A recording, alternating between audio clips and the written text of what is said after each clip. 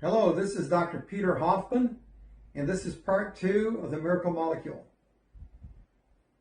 In the first part, we discussed how the molecule is in many ways supernatural because it's natural in fruits and vegetables, and amazingly enough, it's natural in the human body. This is very important for you to understand. That means that it is user-friendly, that your body adapts and allows it to function even within the cell. So it's not a strange molecule. It is a very adaptable molecule because it is symmetrical. The symmetry allows it to grab calcium. It can use its head and 2 arms to grab calcium and move it to your teeth, to your bones.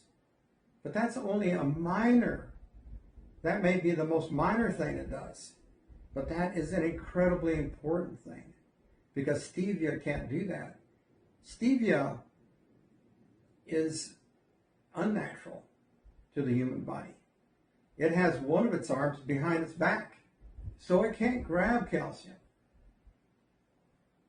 It is, in a sense, denatured in that it has no real positive function in the human body except to provide sweetness. It can affect your hormonal balance and your microbiome. So I wonder, why is stevia so promoted? For that matter, why is all the synthetic sugars so promoted? Synthetic sugars are made in the laboratory. In some cases, they were searching for a DDT type chemical to kill insects. And that's how they've discovered these synthetic sugars. Sucrose is a good example. It has 3 sulfur molecules, or 3 sulfur atoms in it, in its molecule. And that allows it to staple glucose to fructose so that when you consume it, your body can't digest it. And that is why it's a non-absorbable sugar.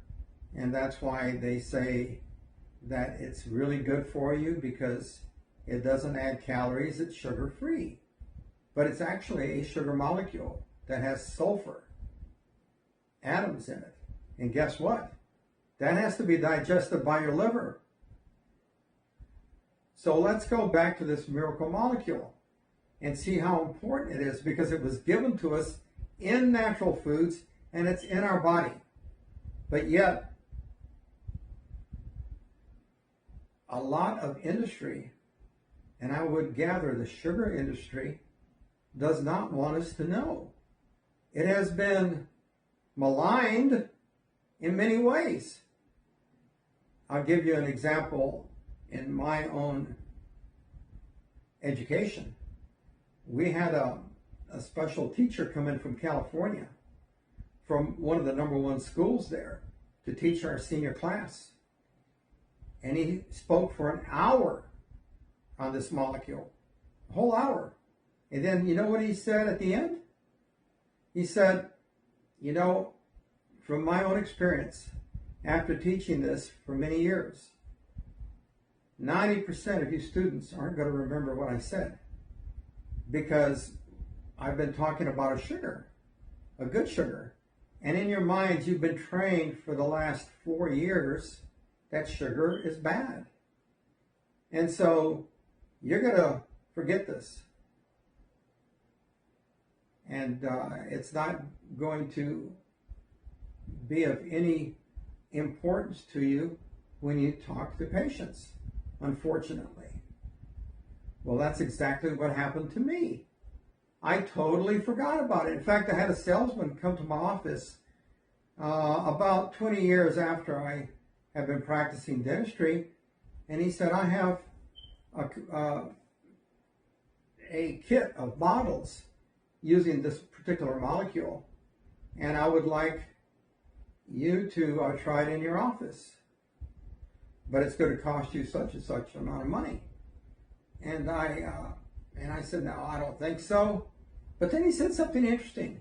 He said, you know that it works against strep. I said, what? You're talking about a sugar working against strep? And then I told him that I was very vulnerable to strep because I almost died as a kid. And he said, yeah, it works against strep. So I bought it from him. I put it up on the shelf. And guess what? I totally forgot about it. It was way in the back. And it didn't apply to anything I was doing. And then about 6 months before I was about to retire, I was going through all these shelves and I found it. And it was like, whoa, this is what I've been researching. This stuff has been shown over 80 years of research to stop strep, to stop some of the most virulent bacteria in the nasopharyngeal area that causes inflammation and sinus problems and phlegm and sore throat and can even lead to death, because if it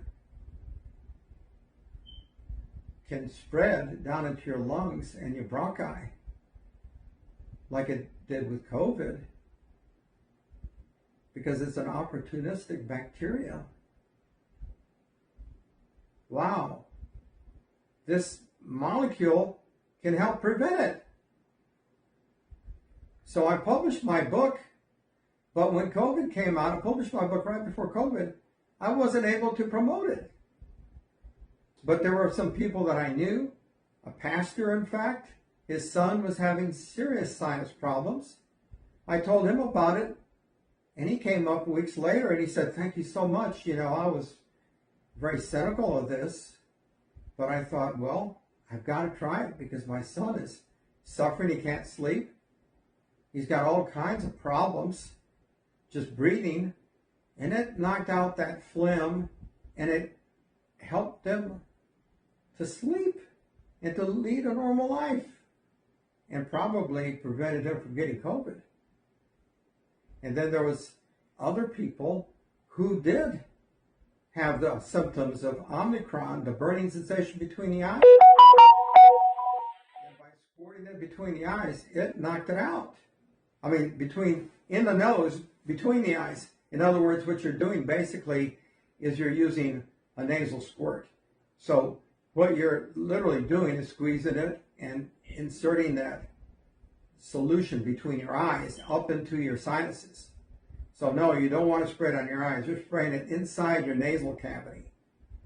And that pain that I had and that they had between the eyes was removed.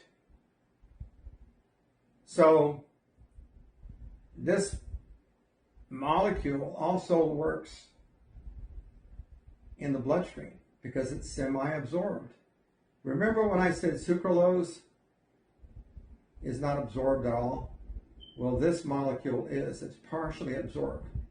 Therefore, it can act both in the intestines and in the bloodstream to protect you. That is very unique. And what it does in the bloodstream is, guess what? It does the most important thing possible for the average individual, and that is it decreases the blood sugars. So everybody has a blood sugar count. That blood sugar count, if it gets too high, it makes you tired, and it can cause diabetes and also pre-diabetic diabetes. So the important aspect of maintaining a low blood sugar level is important to our health. So this has a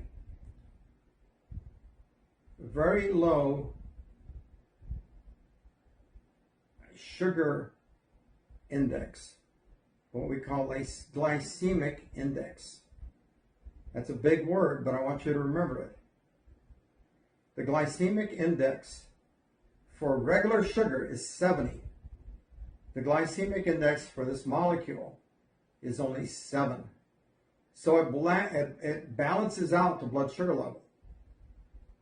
It helps the individual get something sweet, but yet not affect their blood sugar levels. It helps to balance it out. So this is the end of part 2. In part 3, I'm going to tell you what the sugar is. And I'm going to show you how it works in many other ways.